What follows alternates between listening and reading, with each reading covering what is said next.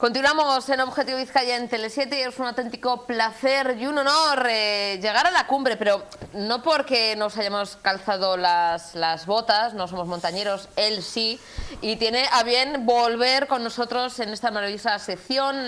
Terminamos hoy la trilogía sobre el Cervino, sobre una de las montañas, por no decir la montaña más bella de los Alpes, un 4000 que nos ha enganchado y que hace ya más de 100 años pues oyeron esa ascensión. Vamos a hablar de su historia y vamos a hablar, por supuesto, con un experto en la materia. Él es el baracaldés y montañero y experto Julio Diego Iraeta. Julio, buenas tardes. Hola, Arratsaldeon. Arratsaldeon.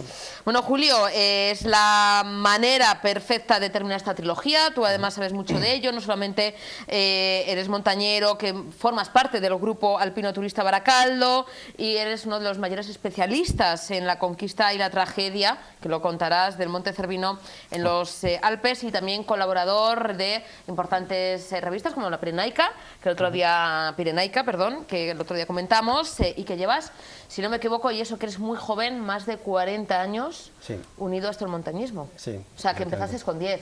Con 11 prácticamente. Vale, porque es que a mí no me salen las cuentas, con lo joven que eres, no tal.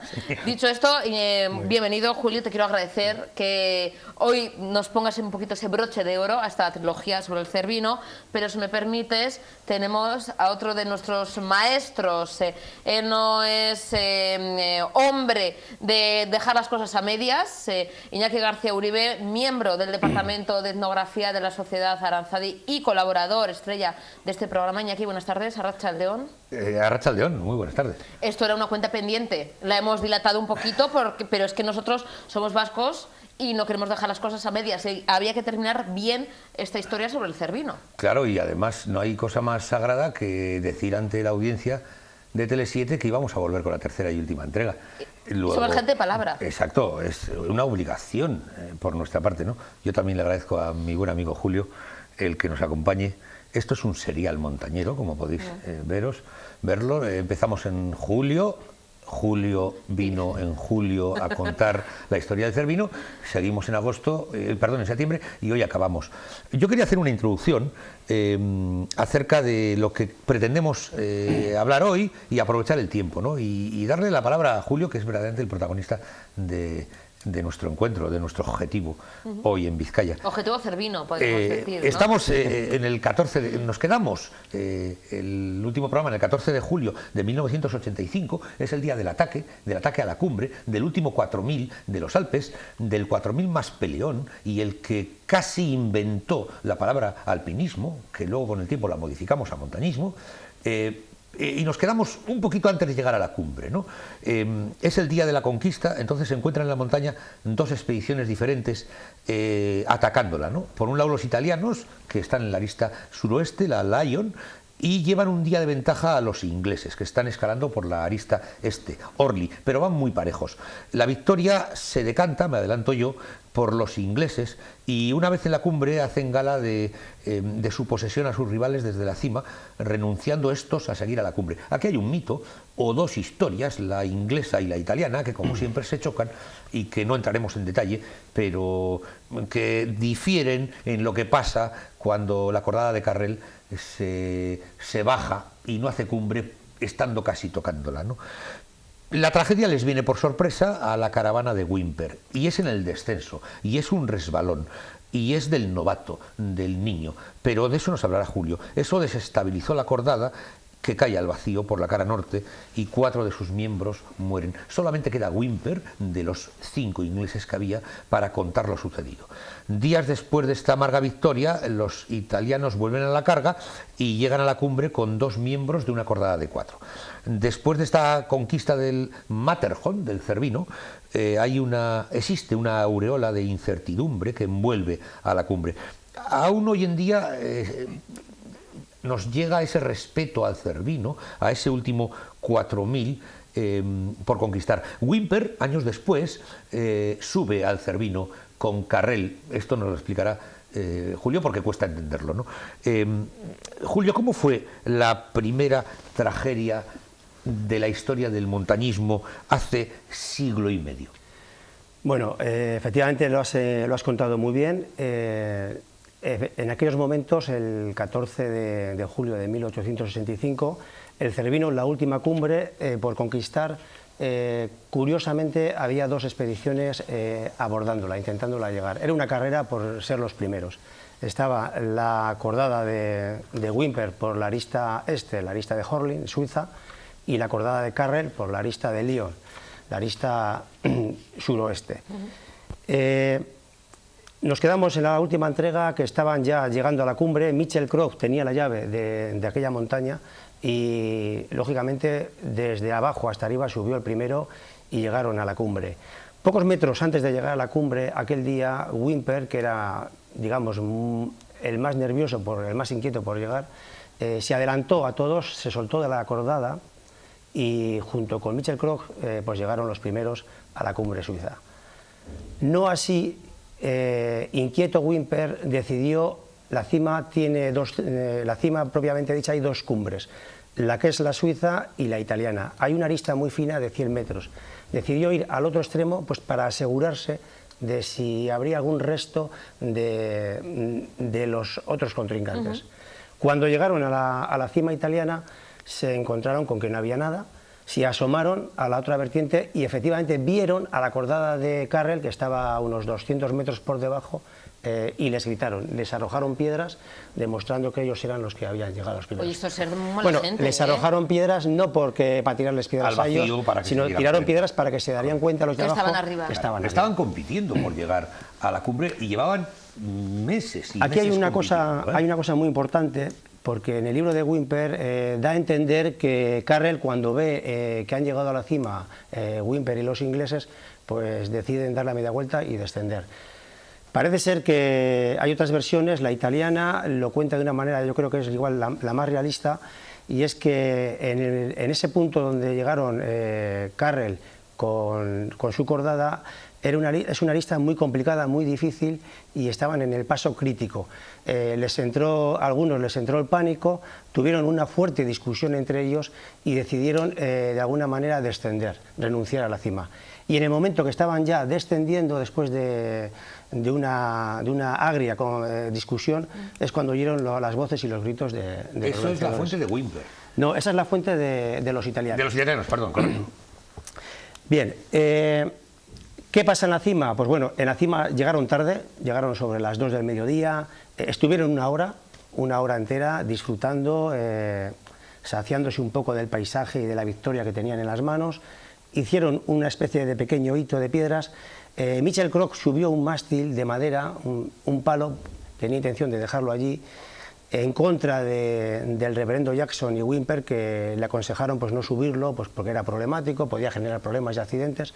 Al final Mitchell lo subió y lo colocó. No solamente lo colocó, sino que también dejó una prenda suya muy típica de los guías del Alto Saboya, que es una blusa de color azul. Cuando hacían una cumbre dejaban como para que se viera a lo lejos, ¿no? Eso es, efectivamente. Y bueno, y se inicia el descenso. Aquí hay un acuerdo entre los 2 líderes, que son Whymper y el reverendo Jackson, en cómo afrontar el descenso. Y bueno, en este tema no ha habido ninguna discusión a día de hoy.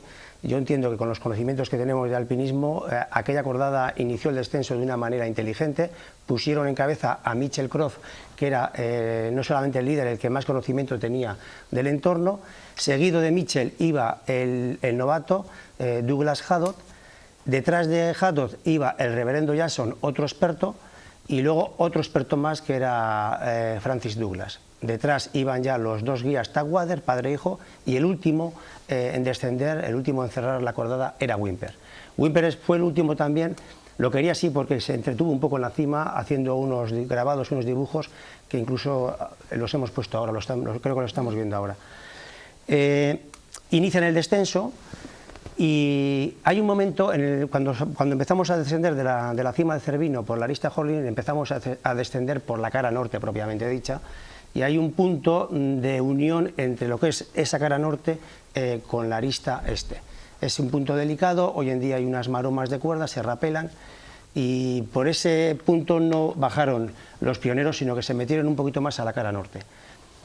El caso es que, bueno, iba tallando peldaños en el hielo el guía, y a la vez viendo lo que había más abajo para buscar el camino, y en ese momento, pues Haddock, al pisar uno de esos escalones, es verdad que ya bajaban muy cansados, habían hecho un esfuerzo muy grande, A todo esto hay que decir que se cree con todas las garantías que Hadot, joven, a pesar de que había hecho el Mont Blanc, el Cervino, ya lo hemos hablado, era otra montaña distinta. Otra división. Que por cierto, fue una apuesta, o sea, porque recordamos, sí. Julio, Iñaki, si os parece, para la gente que no vio las anteriores entregas, cuando decimos, bueno, este novato, esta persona sí. no tan experta como el resto, hay gente que dirá, bueno, ¿y qué hace allí? ¿Y por qué cuentan con él? ¿Y por qué va en la cordada? Fue una apuesta, bueno, fue una recomendación, ¿no? Sí, de bueno, reverendo Jackson. Eso fue algo que ha quedado en el misterio, que nadie lo sabe, por qué el reverendo Jackson apuesta tanto, insiste tanto en que por ese vaya joven, ¿no? Por ese joven, no sé si sería un joven novicio, pero apuesta por él. Es algo que no se sabe. Ya comentamos en la segunda entrega de que en el Hotel Monterrosa, cuando aceptan esa condición, ahí se estaba fraguando ya, pues digamos, la tragedia, ¿no? Bueno, Hadot psicológicamente estaba ya muy machacado, no contaba ni que iba a llegar, y con ese miedo pues patinó y cayó sobre los hombros, porque en ese momento Mitchell Croft, el líder, estaba de espaldas, de cara al vacío, y patinó y cayó sobre los hombros del guía, y cayeron los dos. La cuerda se tensó y arrastró al reverendo Jackson también. Tenían al varias vacío. cuerdas y utilizaron curiosamente la más endeble de todas. Exactamente, ese fue otro de los fallos que se le achacó al padre Tawader, a uno de los guías, iba el padre y el hijo, se les achacó el haber puesto esa cuerda. En realidad el fallo lo tuvo Whymper y el reverendo, en que no se dieron cuenta que en el descenso iban atados ni más ni menos con la cuerda más delgadita y la más cachambrosa de las que llevaban. Cae otro más, el cuarto, en el vacío, y ya porque fijaros. Es como efecto dominó, ¿no? Exactamente. Cae uno y otro, todos, y, claro, van unidos. Y ese peso ya es imposible aguantar la cuerda, y la cuerda revienta y ya caen hacia el vacío. Es un impacto muy fuerte, psicológicamente es algo que en la historia del alpinismo fue inaudito. Nadie se había matado, ni tanta gente, en una ascensión, y mucho menos en una conquista de una cumbre. Psicológicamente están machacados. El Tawader padre y Tawader hijo se quedan colapsados, estuvieron una hora quietos sin moverse, lloraban, gritaban el nombre de Mitchell Croft.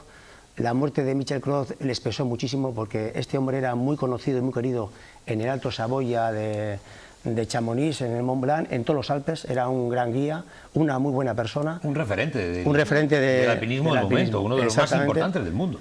Eso es. Y bueno, pues ahí sí que con la sangre fría Whymper actuó, se puso al líder y consiguió a base de gritos convencerles pues para iniciar el descenso. Y es cuando se pone en cabeza y se da cuenta que tiene que pasar por donde cayeron anteriormente sus compañeros, pasa él y se da cuenta que bueno, que no es para tanto, el paso no es tan complicado, que aquello fue un accidente de novato lo que ocasionó. Abocó a los otros tres.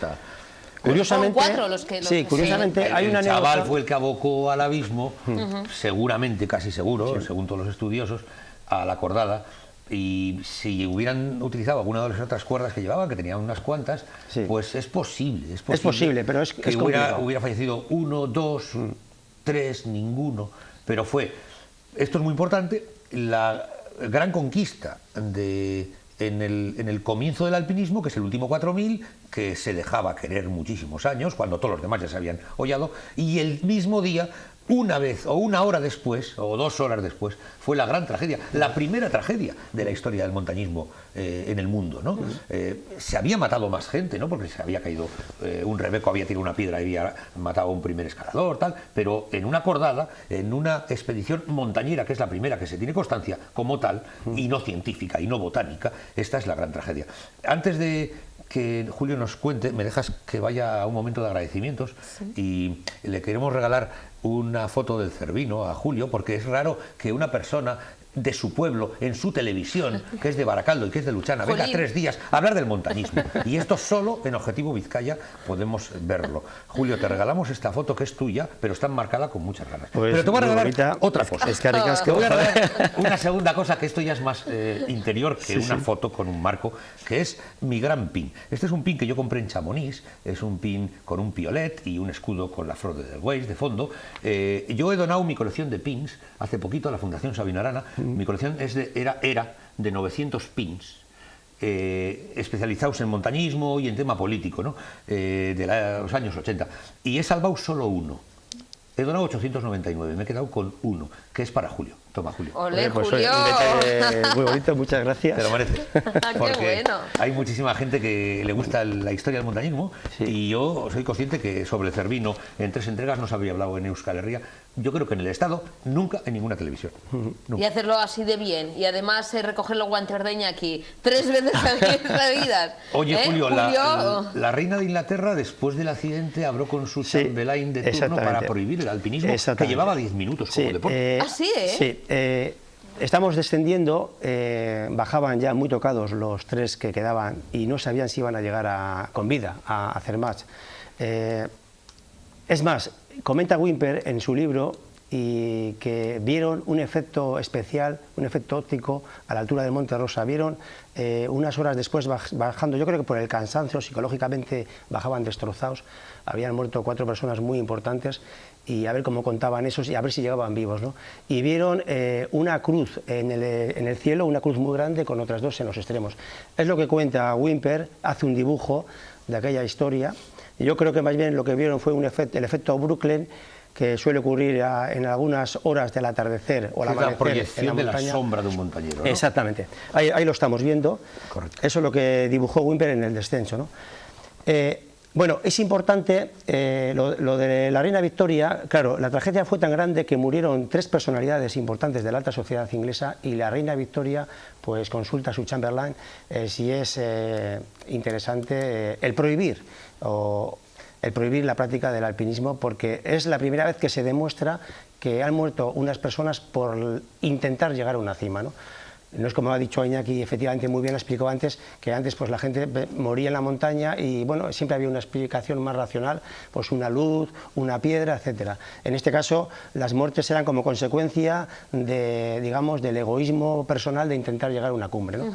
Entonces, merecía la pena potenciar o prohibir aquello, ¿no? Aquello se planteó muy seriamente, pero bueno, ya había unos niveles muy altos y había una fuerte presión a nivel de Inglaterra con este deporte que era casi imposible, ni la reina lo podía parar. A todo esto hay que decir qué pasa con la cordada de los italianos, que no consiguen la cumbre. Pues curiosamente en Cervinia, en la otra vertiente, estaba Felice Giordano vigilando, expectante como notario, si llegaban o no llegaban a la cumbre. Y efectivamente con los prismáticos detectan que ven personas en la cima y creen que son Carrel con los italianos. Ojo, porque esto era incluso una cuestión política. Exactamente. Recordamos la anterior programa. Telegrafea al duda. ministro, a Quintillo Sella, diciéndole que bueno, pues que la victoria se ha consumado, los italianos han llegado al Cervino, la alegría es una alegría nacional, una fiesta nacional.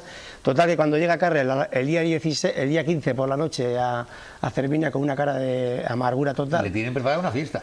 tenían preparado una fiesta de recibimiento, pues les explica que ellos no habían sido. Entonces automáticamente vuelven a telegrafiar para... Bueno, Carrel en ese momento se le sube el orgullo, no lo puede soportar, pega un golpe en la mesa, estaban todos reunidos en torno a una casa y pide voluntarios para volver a subir inmediatamente, porque hay que subir a la cima del Cervino por la vertiente italiana sí o sí. Nadie quiere subir, porque los que conocen desde esa vertiente saben que es una montaña muy complicada y nadie quiere subir. Y hay un protagonista muy importante, que ya hablamos de él, que es un abate, es otro reverendo, Ahmed Gorret, y es el que dice yo te acompaño.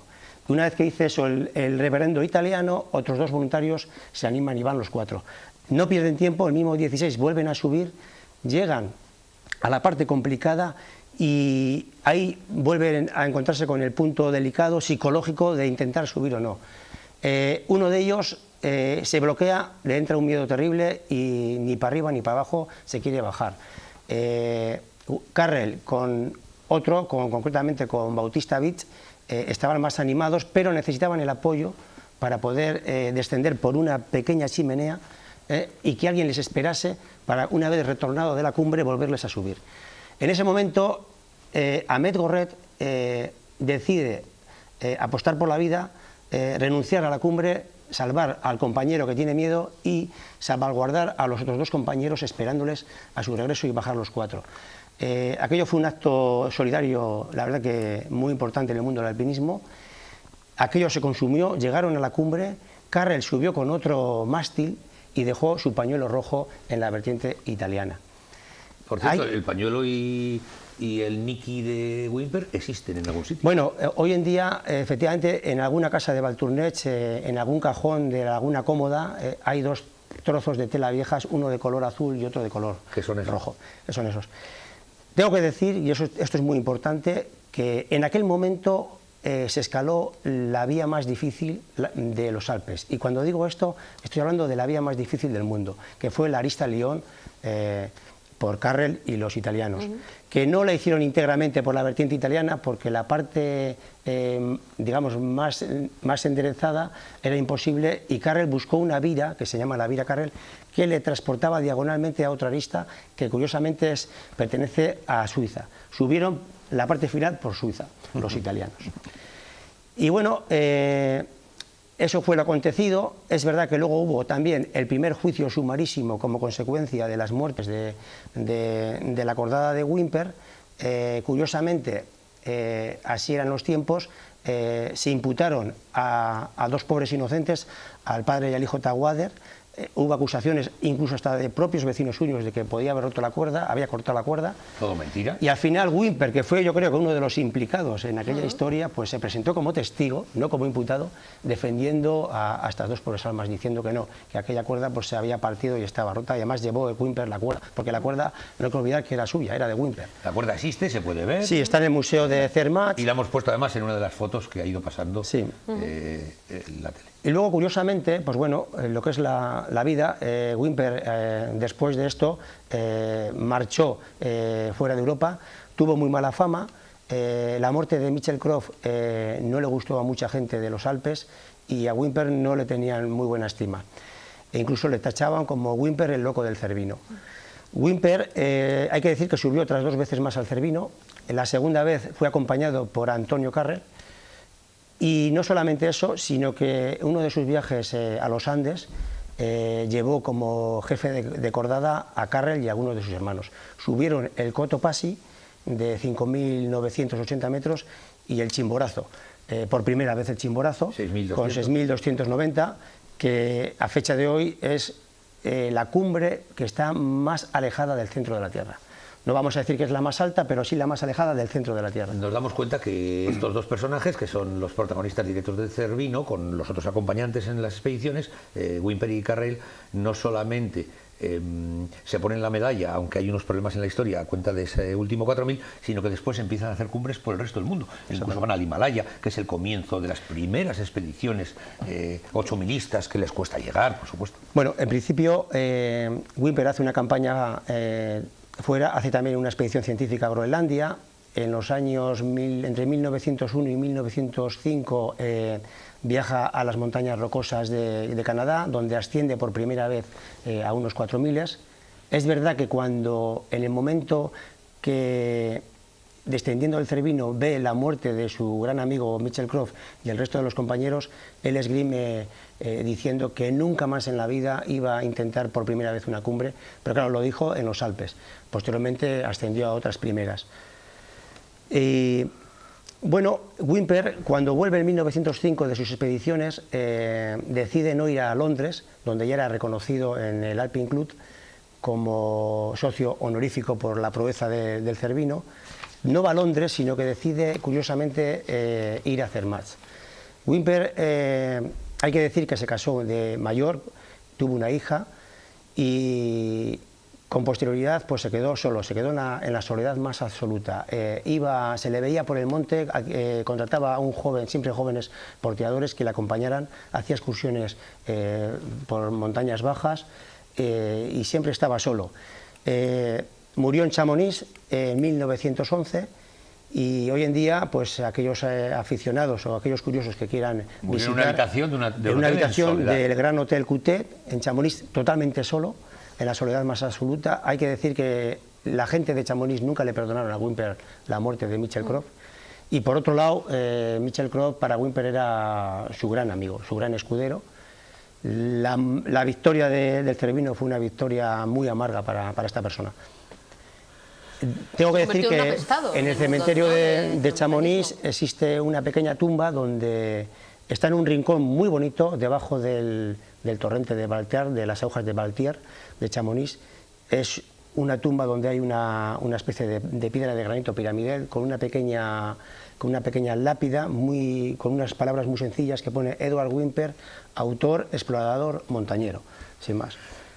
Yo creo que hasta aquí hemos llegado con esta trilogía de la historia, la conquista y la tragedia del Matterhorn, del Cervino, del monte más bonito del mundo, de un triángulo piramidal, del Chindoki italiano o del Chindoki suizo, del Chindoki francés, ¿no? Porque es la estructura nuestra, ¿no? De nuestra montaña, muy parecida a la del Cervino.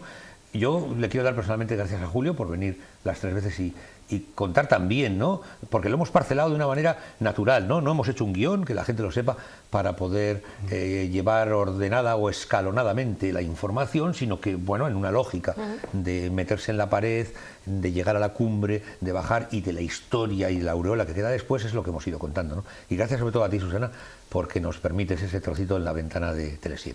Yo encantadísima de teneros siempre conmigo, Iñaki, Julio, y antes de irnos a publicidad, o digo algo o reviento.